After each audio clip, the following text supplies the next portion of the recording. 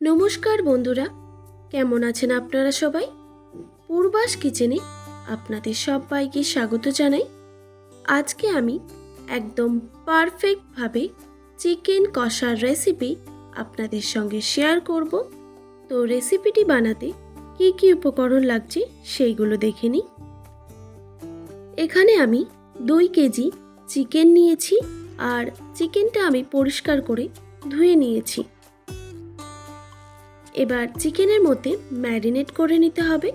সেই জন্য দিয়ে দিতে হবে 1 টেবিল চামচ নুন, আর দিয়ে দিলাম 1 টেবিল চামচ হলুদের গুঁড়ো, আর সামান্য একটু সর্ষের তেল, আর একটা পাতি লেবু দিয়ে দিতে হবে। এতে চিকেনটা সুসেদ্ধ হবে আর ভেঙেও যাবে না।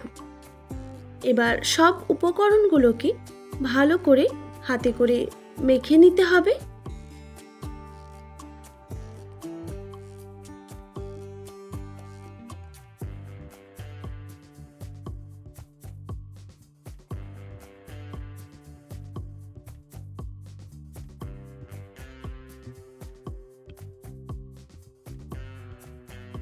আমাদের এখানে চিকেনটা ম্যারিনেট করা হয়ে গেছে। এবার এটা রেস্টে রেখে দিচ্ছি প্রায় আধ ঘন্টার জন্য।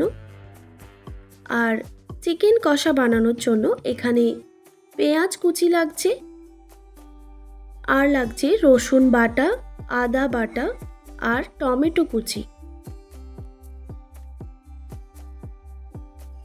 আর লাগছে আলু। আমি এখানে আলু দিচ্ছি, আপনারা চাইলে এটা স্কিপও করে দিতে পারেন, কিন্তু বাঙালিদের আলু না হলে কিন্তু একদমই চলে না। তো ঝালের জন্য লাগছে কয়েকটা কাঁচা লঙ্কা, আর 4 থেকে 5টা শুকনো লঙ্কা, আর লাগছে গোটা কাশ্মীরি লঙ্কা। এতে রঙটা সুন্দর আসবে। এবার এই লঙ্কাগুলো একসঙ্গে বেটে নিতে হবে। সেই জন্য একটা মিক্সিং জারে দিয়ে দিলাম। এবার একটা মিহি পেস্ট করে নিয়েছি লঙ্কার। তারপর একটা কড়াইতে দিয়ে দিচ্ছি পর্যাপ্ত পরিমাণে সর্ষের তেল। তবে কড়াইটা প্রথমে ভালো করে গরম করে নিতে হবে, তারপরে সর্ষের তেল দিয়ে দিতে হবে। প্রথমে আলুগুলো ভেজে নিতে হবে। তেলটা গরম হয়ে আসলেই কেটে ধুয়ে রাখা আলুগুলো দিয়ে দিচ্ছি।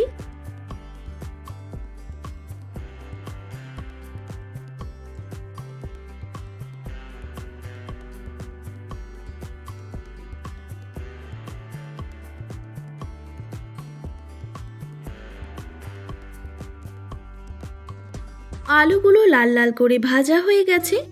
এবার আমি তুলে নিচ্ছি।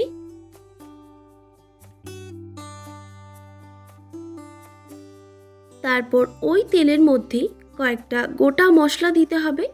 নিয়েছি কয়েকটা তেজপাতা, 2 থেকে 3 টুকরো দারচিনি, আর 4 থেকে 5টা এলাচ, আর সামান্য চিনি।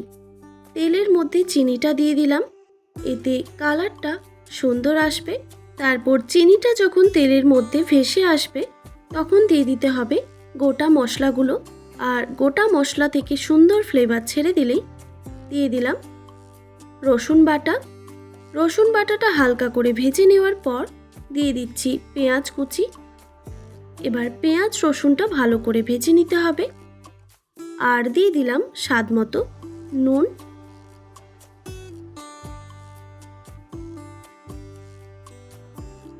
পেঁয়াজ রসুন খুব ভালোভাবে ভাজা হয়ে গেছে। এই স্টেজে দিয়ে দিচ্ছি আদা বাটা, আর কুচিয়ে রাখা টমেটো।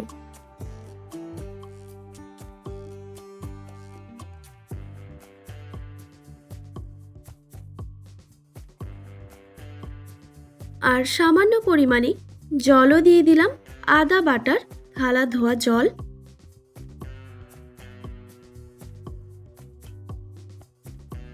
মশলাটা এবার ভালো করে কষিয়ে নিতে হবে। আর এইখানে আমি 2 টেবিল চামচ হলুদের গুঁড়ো নিয়েছি জলের মধ্যে। ভালো করে এটা গুলিয়ে নিতে হবে। তারপর হলুদটা আমি দিয়ে দিলাম। এখন আমি মশলার সঙ্গে লঙ্কা বাটাটা দিচ্ছি না, কারণ আমার ছেলে তো ঝাল খায় না, সেই জন্যই আমি এখন লঙ্কাটা দিচ্ছি না। আপনারা চাইলে মশলার সঙ্গেই লঙ্কাটা দিতে পারেন।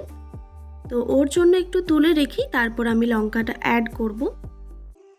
মশলাটা খুব ভালোভাবে কষানো হয়ে গেছে।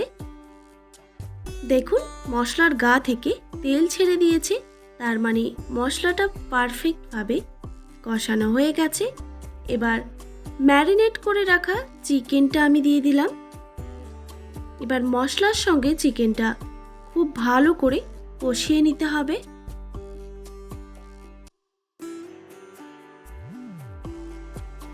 মশলার সঙ্গে ভালো করে মিক্স করে নেওয়ার পর এবার একটা ঢাকনা দিয়ে ঢেকে দিলাম প্রায় 3 থেকে 4 মিনিটের জন্য। 3-4 মিনিট পর ঢাকাটা আমি সরিয়ে নিলাম। চিকেন থেকে অনেকটাই জল বেরিয়ে এসেছে। তারপর ভালো করে আবার নাড়াচাড়া করে নিলাম। আর ঢাকা দেওয়ার প্রয়োজন নেই।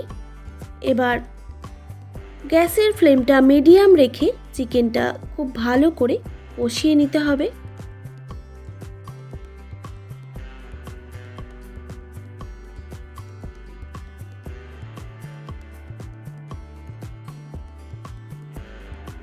চিকেনটা খুব ভালোভাবে কষানো হয়ে গেছে।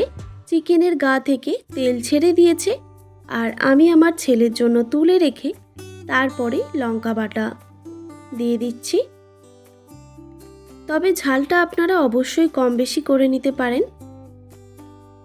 লঙ্কা দেওয়ার পর আরও কিছুক্ষণ কষিয়ে নিয়েছি। এবার এখানে আমি জল অ্যাড করছি। খুব সামান্য পরিমাণেই আমি এখানে জল দিলাম। তারপর ভালো করে মিক্স করে নিয়ে আলুগুলো দিয়ে দিতে হবে। ভেজে রাখা আলুগুলো দিয়ে দিয়েছি।